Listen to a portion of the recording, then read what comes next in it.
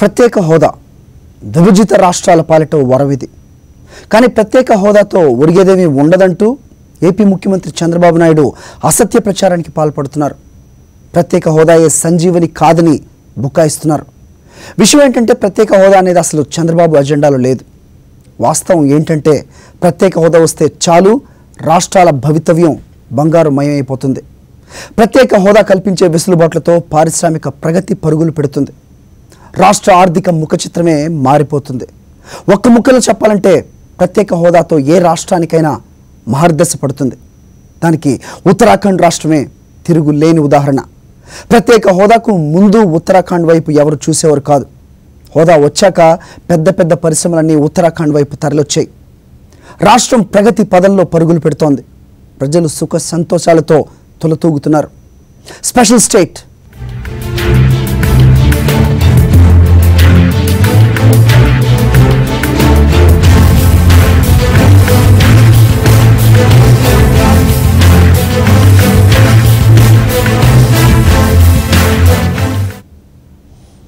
అప్పుడే పుట్టిన బిడ్డ తల్లి ఒడిని వెతుక్కుంటుంది. నడక నేర్చే సమయంలో తండ్రి సాయం కోరుకుంటుంది. తన కాళ్ళ మీద నిలబడే వరకు ఒక భరోసాను ఆశిస్తుంది. కొత్తగా పుట్టిన ఉత్తరాఖండ్కు కేంద్రం ప్రత్యేక హోదా రూపంలో ఇవన్నీ ఇచ్చింది. ఆర్థికంగా దశ దిశ లేని ఉత్తరాఖండ్ చరిత్ర గతిని ఆ ప్రత్యేక హోదా పూర్తిగా మార్చేసింది. ఉత్తరాఖండ్ నవంబర్ 2000లో 27వ రాష్ట్రంగా అవతరించింది. హిమాలయాలకు ఆనుకొని ఉన్న ఉత్తరప్రదేశ్లోని 13 జిల్లాలను కలిపి ఉత్తరాఖండ్ రాష్ట్రాన్ని ఏర్పాటు చేశారు. పెద్ద ఎత్తున కొండ ప్రాంతం ఉండడం, వ్యవసాయానికి అంతగా అనుకూల పరిస్థితులు లేకపోవడంతో ఉత్తరాఖండ్ ఏర్పడ్డాక ఆర్థికంగా అయోమయ పరిస్థితులు నెలకొన్నాయి. రాష్ట్రంలో పరిశ్రమలు లేకపోవడంతో ఉపాధి లేక యువత వలస కూలీలుగా బతకాల్సిన స్థితి ఏర్పడింది. కొత్త రాష్ట్రం, అందులో ఆర్థికంగా పూర్తిగా వెనుకబడిన పరిస్థితుల కారణంగా ఉత్తరాఖండ్ తీవ్ర ఇబ్బందులు ఎదుర్కొంది. ఇలాంటి సమయంలో రాష్ట్రానికి వెన్నుదన్నుగా ఉండాలని కేంద్రం నిర్ణయించింది. రాష్ట్రాన్ని ఆదుకోవడానికి ఉత్తరాఖండ్కు ప్రత్యేక హోదా ఇవ్వాలని అప్పటి ఎన్డీఏ ప్రభుత్వం నిర్ణయించింది. దీంతో 2003 జనవరి నుంచి రాష్ట్రానికి ప్రత్యేక హోదా అమలులోకి వచ్చింది. ఈ ప్రత్యేక హోదా 5 ఏళ్ల పాటు కొనసాగుతుందని కేంద్రం హామీ ఇచ్చింది. ఆ తర్వాత ఉత్తరాఖండ్లో ప్రత్యేక హోదా మరో 3 ఏళ్ల పాటు కొనసాగించారు. ప్రత్యేక హోదా ఇచ్చిన తర్వాత ఉత్తరాఖండ్లో పెద్ద సంఖ్యలో చిన్న మధ్య తరహా భారీ పరిశ్రమలు ఏర్పడ్డాయి. దాదాపు 5-6 చోట్ల, ముఖ్యంగా డెహ్రాడూన్ చుట్టుపక్కల, హరిద్వార్ లాంటి చోట్ల పారిశ్రామిక వాడలు నెలకొన్నాయి. మొత్తం ఎన్ని పరిశ్రమలు వచ్చాయి, ఎటువంటి గ్రోత్ జరిగిందో మనతో చెప్పడానికి ఉత్తరాఖండ్ ఇండస్ట్రీకి సంబంధించినటువంటి జాయింట్ డైరెక్టర్ కౌశల్య బంధు గారు ఉన్నారు. మేడం बताइए, जब स्पेशल स्टेटस दिया गया स्टेट को सेंट्रल से, आपको इंडस्ट्रीज कैसा यहाँ पे आए मैडम? देखिए, जब तक हमें एक पैकेज नहीं मिला था सेंट्रल गवर्नमेंट से, उससे पहले जो हमारा उत्तराखंड था 0 जोन में था. यहाँ इंडस्ट्रीज़ नहीं थी, बहुत ही माइक्रो या स्मॉल इंडस्ट्रीज़ बहुत कम उसमें थी. और पैकेज मिलने के बाद एकाएक इस स्पीड, बहुत काफ़ी अच्छी स्पीड से इंडस्ट्री आई है और एक बहुत अच्छा ग्रोथ हुआ है. मतलब जो उत्तराखंड का नाम एक वर्ड उसमें आया है, जिसमें फार्मा इंडस्ट्री, IT सेक्टर के, इलेक्ट्रॉनिक इंडस्ट्रीज़, इंजीनियरिंग ग्रुप, काफ़ी इंडस्ट्रीज इसमें आए हैं. और कॉस्मेटिक्स की इंडस्ट्रीज़ जो मेजर ग्रुप में ये हैं, या कार्डबोर्ड बॉक्सेस हैं, पैकिंग की इंडस्ट्रीज़, ये काफ़ी इंडस्ट्रीज़ हमारे उत्तराखंड में आई हैं. और बड़े बड़े ग्रुप हैं, बजाज है, हीरो होंडा है, महिंद्रा है, ये सभी इंडस्ट्रीज यहाँ पे. जो सेंटर ने यहाँ पे स्पेशल स्टेटस दिया, उसके बाद में यहाँ पे कैसे सब्सिडीज दी गई है कंपनीज को? क्यों कंपनीज इतनी ज़्यादा नंबर में यहाँ पे आई है मैडम? देखिए, मेन कारण है कि उत्तराखंड में एक अच्छा माहौल है इंडस्ट्रीज़ के लिए. यहाँ का जो वातावरण है बहुत अच्छा है. यहाँ की जो पावर सप्लाई रेगुलर है, बहुत कम कट है, और इसका पावर रेट भी हमारे यहाँ बहुत कम है. और यहाँ पे जो लेबर है वो भी चीप है, आराम से मिल जाती है. और एक अच्छा माहौल है, किसी तरह की नेतागिरी नहीं है, कोई लेबर प्रॉब्लम नहीं है. इसी वजह से लोग यहाँ पे आए हैं. कितनी सब्सिडी कैसे दी गई? मैं एक्सेस टैक्स पे आपको रिबेट दिया है, कौन से रिबेट्स यहाँ पे देखे? देखिए, सब्सिडी यहाँ पे 3 तरह की दी गई. एक तो इन्वेस्टमेंट सब्सिडी, जो भी हमने प्लांट एंड मशीनरी में जो भी इन्वेस्टमेंट उन्होंने किया है उसका 15% अधिकतम 30 लाख रुपए सब्सिडी दी गई है. और वो भी एक मीटिंग होती है स्टेट लेवल पे, उसके बाद वो सिडकुल के माध्यम से डायरेक्ट उनके अकाउंट में जाती है. इसके अलावा हमने उनको एक्साइज एग्जम्पशन दिया है, जो एक्साइज डिपार्टमेंट से मिलता है, वो भी 10 साल के लिए है, 100% एग्जम्प्ट. और साथ ही साथ income tax first 5 years 100% exemption था, और उसके बाद रिबेट. इतने आपने यहाँ पे जो स्पेशल स्टेटस को लागू किया, उसके बाद जो इंडस्ट्रीज यहाँ पे, इंडस्ट्रीज का पोजीशन कैसा है? वो प्रॉफिट मेकिंग में है, कैसे है मैडम? नहीं, इंडस्ट्रीज तो सभी प्रॉफिट मेकिंग में, मतलब कोई होंगे किसी के अपने पर्सनल कारणों से कोई बंद हो जाए या लॉस में जा रही हो, अदरवाइज इंडस्ट्री सब प्रॉफिट में। इतने सारे इंडस्ट्रीज, बहुत सारे इंडस्ट्रीज आज उत्तराखंड में है। यहाँ के जो लोकल पीपल है, लोकल स्टूडेंट्स है, उनको कितने एम्प्लॉयमेंट मिला? नहीं, यहाँ पे देखिए स्टार्टिंग में तो जो हमारे लोकल लोगों को रोज़गार नहीं मिल पाया था, उसका मेन कारण था कि यहाँ एक इंडस्ट्रियल माहौल नहीं था। तो धीरे धीरे 2005 के बाद जो लोकल लोग हैं उन्हीं को हमारे एम्प्लॉयमेंट मिला। 70% से ज़्यादा हमारे यहाँ लोकल लोग को रोज़गार मिला हुआ, वो काम करें, क्योंकि अगर वो बाहर से भी अगर लेबर लेके काम करते तो उनको वो प्रॉफिट नहीं मिलता इंडस्ट्री वालों को। उनकी भी ये मजबूरी है कि उनको लोकल को लगाना ही पड़ेगा, और लोकल हमारे काम कर रहे हैं। एक आखिरी सवाल मैडम, अगर स्पेशल स्टेटस नहीं होता तो आज जो उत्तराखंड यहाँ पे खड़ा हुआ है बिजनेस में या इंडस्ट्री में, ये पोजीशन आ सकता था क्या? हाँ बिल्कुल, अगर नहीं होता तो निश्चित रूप से जितनी ग्रोथ आज हमने करी है, इंडस्ट्रियल ग्रोथ जो हमारी है वो नहीं होती। पर चूंकि अब आया है, अब लोगों को उस माहौल में रहने की, काम करने की आदत पड़ी है, निश्चित रूप से पैकेज नहीं भी रहेगा तो इंडस्ट्री यहाँ पे रहेंगे। Thank you madam. డెఫినెట్గా ప్రత్యేక హోదా ఇవ్వడం వల్ల చాలా పెద్ద సంఖ్యలో ఇక్కడికి ఇండస్ట్రీస్ వచ్చాయి, ఇక్కడ వాతావరణం మంచిగా ఉంది. డెఫినెట్గా ఇప్పుడు జరుగుతున్నటువంటి గ్రోత్ కంటిన్యూ అవుతుందనేటువంటి ఒక ఆశాభావాన్ని ఆమె వ్యక్తం చేస్తున్నారు. ప్రత్యేక హోదా ద్వారా రాష్ట్రానికి కేంద్రం ఇచ్చే నిధుల్లో 90% గ్రాంట్ ద్వారా మిగిలిన 10% రుణం రూపేణా ఇచ్చారు. దీంతో పాటు పరిశ్రమలు నెలకొల్పే వారికి పెట్టుబడిపై 10 ఏళ్ల పాటు ఎక్సైజ్ డ్యూటీ మాఫీ చేసే విధంగా చట్టం చేశారు. ఇక పరిశ్రమల లాభాలపై 5 ఏళ్ల పాటు ఇన్కమ్ ట్యాక్స్ మాఫీ చేశారు. మరో 5 ఏళ్లకు ఇన్కమ్ ట్యాక్స్ లో 30% సబ్సిడీ ఇచ్చారు. దీంతో పాటు సిఎస్టీ, వ్యాట్ పై కూడా రాయితీలు కల్పించారు. ఉత్తరాఖండ్ లో పరిశ్రమలు ఏర్పాటు చేసే వారికి సబ్సిడీలు, పన్ను రాయితీలు కల్పిస్తూ తీసుకున్న నిర్ణయం పారిశ్రామికంగా ఉత్తరాఖండ్ ముఖ చిత్రాన్ని మార్చేసిందని సీనియర్ చార్టెడ్ అకౌంటెంట్ కల్రా తెలిపారు. డెహ్రాడూన్ లో ప్రధాన కంపెనీల ఆడిటింగ్ చేసే కల్రా ఉత్తరాఖండ్ ఆర్థిక పురోగతిని దగ్గరగా పరిశీలించారు. ఇండస్ట్రీ కోరుకున్న సబ్సిడీలు ప్రత్యేక హోదాలో ఉండడం వల్లే ఎక్కడెక్కడి నుంచో పరిశ్రమలు ఇక్కడికి వచ్చాయని కల్రా అంటున్నారు. ज़्यादातर जो बेनिफिट्स मिले थे वो सेंटर की तरफ से मिले थे, और जो स्टेट्स के थे वो थोड़े कम बेनिफिट्स थे, बट जो मेजर बेनिफिट सेंटर से मिले थे उसमें एक जो मेजर बेनिफिट था कि इनकम टैक्स की छूट थी यहाँ पे। वो इनकम टैक्स की छूट यहाँ पे 10 साल के लिए छूट थी, जिसमें पहले 5 साल में 100% टैक्स नहीं लगेगा इनकम टैक्स, और अगले 5 साल में 30% टैक्स या 25% टैक्स का छूट का प्रोविज़न था उसमें। उसके अलावा जो दूसरा बेनिफिट, जो मेजर बेनिफिट था इंडस्ट्री के लिए इस एरिया में, वो ये था कि जो एक्साइज है, सेंट्रल एक्साइज जो थी वो 10 ईयर्स के लिए इन्होंने वेव ऑफ कर दिया था। इस कोई भी यूनिट जो चालू होगा यहाँ पे प्रोडक्शन में 2003 के बाद, उसको 10 ईयर्स तक यहाँ पे एक्साइज देने का जरूरत नहीं है, right. That excise benefit was available for all units which will be put up for 10 years, but it will continue till 10 years. So if a unit has been put up in 2005, it will continue till 2015. और कोई 2009 में हाँ, तो it will go to 2019, right? So it was a window of 10 years. If you put up a unit here for 10 years, you can get the benefit for next 10 years. Yeah. So there were two major benefits. Third major benefit was central investment subsidy, right? So that subsidy was available to the cost of 15% of the plant and machinery. Whatever plant and machinery you put in the industrial unit here, you will get 15% as central investment subsidy on that, but which was capped at a maximum figure of 30 lakhs. So 30 lakhs तक छूट था यहाँ पे.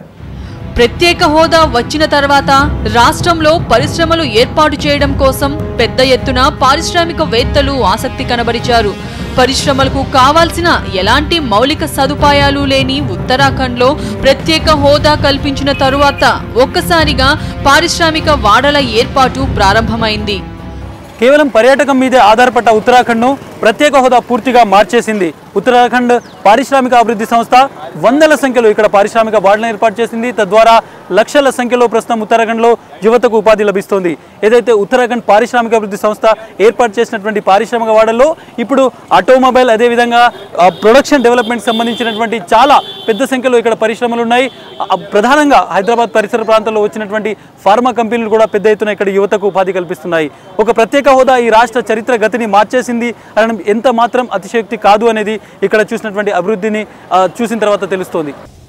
ఒక రాష్ట్రం చరిత్ర రాయాలంటే ఆ రాష్ట్రం ఎప్పుడు ఏర్పడిందో అక్కడి నుంచి మొదలు పెడతాం. కానీ ఉత్తరాఖండ్ చరిత్ర చెప్పాలంటే ఆ రాష్ట్రానికి ప్రత్యేక హోదా ఎప్పుడు వచ్చిందో అక్కడి నుంచి ప్రారంభించాలి. కొండలు లోయలతో కూడిన పర్వత రాష్ట్రం ఎప్పటికీ సాధ్యం కాదనుకున్న పారిశ్రామిక విప్లవాన్ని పుష్కర కాలంలో సాధించింది.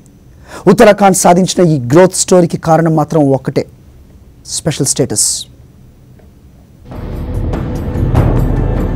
ప్రత్యేక హోదా ప్రకటించే నాటికి ఉత్తరాఖండ్లో BHEL తప్ప మరో భారీ పరిశ్రమ లేదు. స్వాతంత్ర్యం వచ్చిన 50 ఏళ్ల తర్వాత కూడా ఉత్తరాఖండ్లో 10 కోట్ల టర్నోవర్ దాటిన కంపెనీలు కేవలం 40 మాత్రమే. ఇక చిన్న మధ్య తరహా పరిశ్రమలు ఉన్నా లేనట్టే. ఆర్థికంగా రాష్ట్రంలో పర్యాటక రంగమే పెద్ద ఆదాయ వనరు. కొండల్లో వ్యవసాయం కూడా సరిగా లేకపోవడంతో యాత్రికులు వచ్చే సీజన్ మీదే ఉత్తరాఖండ్ వాసులు ఆధారపడేవారు.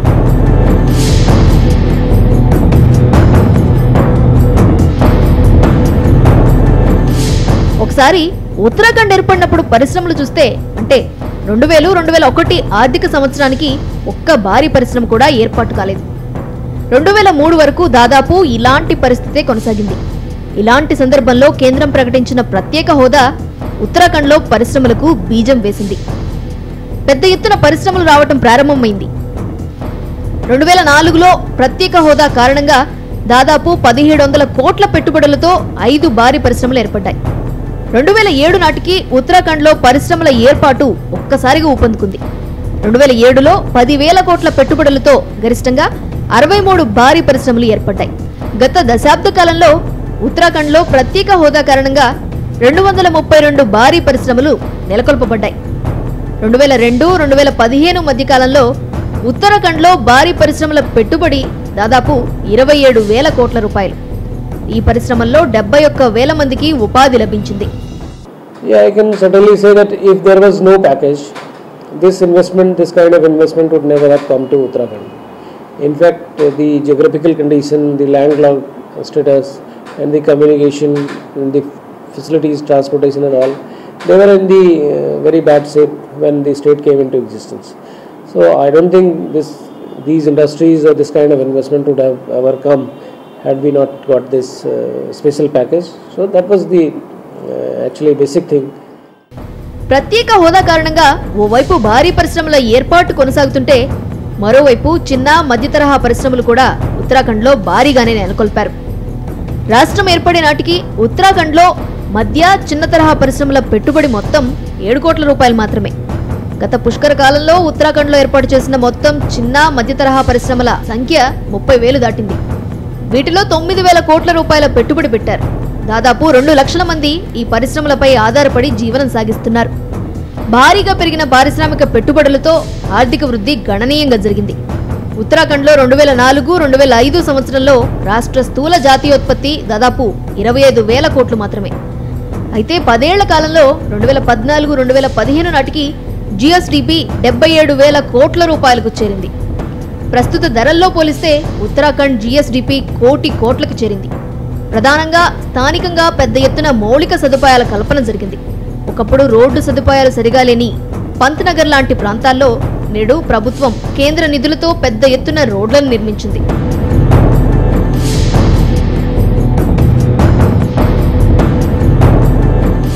देखिए, अगर आप देखें बिलो एवरेज मीडियम क्लास या मीडियम क्लास के लिए डेफिनेटली बेनिफिट रहा है. जो लोगों को पहले नौकरी ढूंढने के लिए बाहर जाना पड़ता था, आज वो उनको 20 किलोमीटर 30 किलोमीटर के रेडियस में जॉब मिल जाता है. अदरवाइज उनको पहले दिल्ली, बॉम्बे या बाहर कहीं जाना पड़ता था. सो अभी 200-300 किलोमीटर जाके जॉब ढूंढने के बजाय अगर आप 20 किलोमीटर में 30 किलोमीटर में देहरादून के बाहर जहाँ पे इंडस्ट्रियल एरियाज है वहाँ पे आप काम करते हैं तो डेफिनेटली आपकी एम्प्लॉयबिलिटी बढ़ती है. राइट. दूसरा क्या है कि स्टेट को जो बेनिफिट है वो वैट का बेनिफिट है. बिकॉज जो इंडस्ट्री यहाँ पे प्रोड्यूस कर रही है उसको वैट की छूट नहीं थी. वैट में कुछ थोड़ा बहुत एक कंसेशन था, बट ऐसा नहीं था. वैट जितना भी कलेक्ट होता है वो स्टेट को बेनिफिट होता है उससे. एक्साइज वैट अलग अलग आइटम पे अलग अलग रेट पे है. बट उधर के बाद अब आप देखेंगे कि जो अपना एक्साइज का बेनिफिट है जैसे ही वो 10 साल के बाद खत्म होगा तो ऑटोमेटिकली स्टेट का रेवेन्यू बढ़ेगा. बिकॉज एक्साइज में भी जो है स्टेट को शेयर मिलता है सेंट्रल एक्साइज में रेवेन्यू का. तो दैट बेनिफिट शुड कम. ఉత్తరాఖండ్లో ఏర్పాటైన పరిశ్రమలు నేడు ఆ రాష్ట్ర ఆదాయంలో ప్రధాన పాత్ర పోషిస్తున్నాయి. నేటికి సేవల రంగం నుంచి అధికంగా ఉత్తరాఖండ్ ప్రభుత్వానికి ఆదాయం వస్తున్నా పారిశ్రామిక రంగం వాటా గత 10 ఏళ్ల కాలంలో గణనీయంగా పెరిగింది.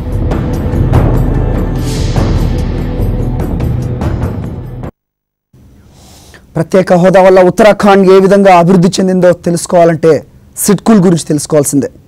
ఉత్తరాఖండ్ గ్రోత్ స్టోరీలో సిడ్కుల్ కీలకమైన అంకం. ప్రత్యేక హోదా ప్రకటించాక పరిశ్రమలు నెలకొల్పేందుకు రాష్ట్ర పరిశ్రమల శాఖ ఏర్పాటు చేసిన నోడల్ ఏజెన్సీయే సిడ్కుల్. ఉత్తరాఖండ్లో పరిశ్రమలు ఏర్పాటు చేసిన వారందరూ మెచ్చుకునే development model SIDCUL. State industrial and infrastructure development corporation of Uttaranchal, short గా చెప్పాలంటే సిడ్కుల్. ప్రత్యేక హోదా ఇచ్చిన తర్వాత దశాబ్ద కాలంలో ఉత్తరాఖండ్లో జరిగిన పారిశ్రామికీకరణకు సిడ్కుల్ ప్రత్యక్ష సాక్షి. ప్రత్యేక హోదా ప్రకటించిన తర్వాత పరిశ్రమల ఏర్పాటు కోసం రాష్ట్ర వ్యాప్తంగా 7 ప్రాంతాలలో సిడ్కుల్ పారిశ్రామిక వాడలు ఏర్పాటు చేసింది. పరిశ్రమలకు భూ కేటాయింపులతో పాటు వాటికి కావాల్సిన అన్ని అనుమతులు సింగిల్ విండో సిస్టమ్ ద్వారా సిడ్కుల్ మంజూరు చేస్తోంది.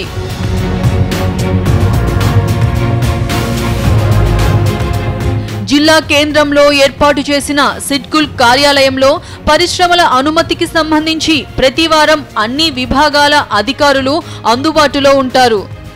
స్థానిక సిడ్కుల్ మేనేజర్ పరిశ్రమల మంజూరీకి నోడల్ ఆఫీసర్గా పనిచేస్తారు.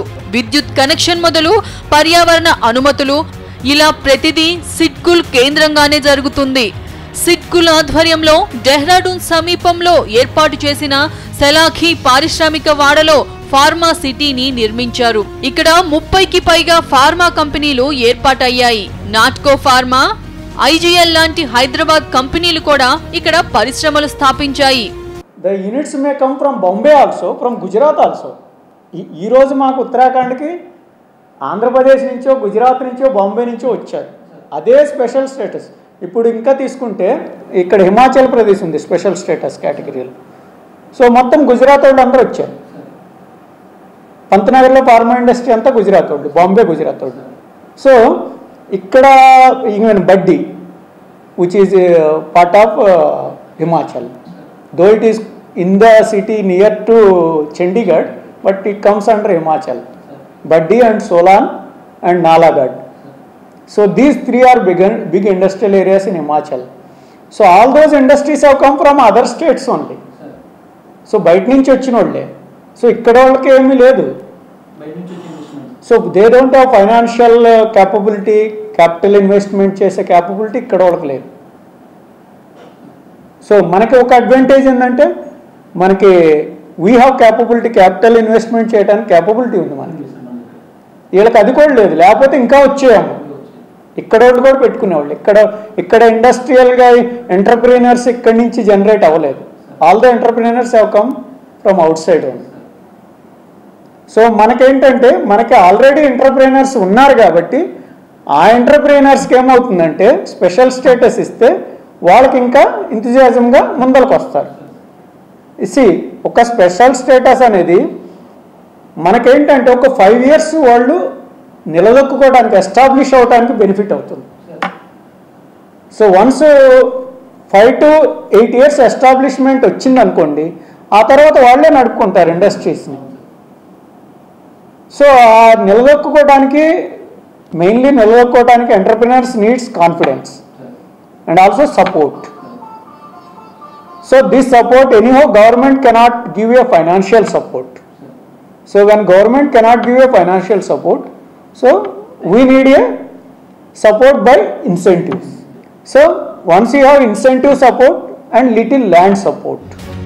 సిడ్కుల్ ఆధ్వర్యంలో ఏర్పాటైన పారిశ్రామిక వాడల్లో పంత్నగర్ పెద్దది. ఇక్కడ పరిశ్రమలకు దాదాపు 3000 ఎకరాలు కేటాయించారు. గడిచిన 10 ఏళ్లలో పంత్నగర్లో 535 చిన్న పెద్ద పరిశ్రమలు ఏర్పడ్డాయి. కేవలం పంత్నగర్ పారిశ్రామిక వాడలోనే వచ్చిన పెట్టుబడులు మొత్తం 10,000 కోట్ల రూపాయలు దాటిందని అంచనా.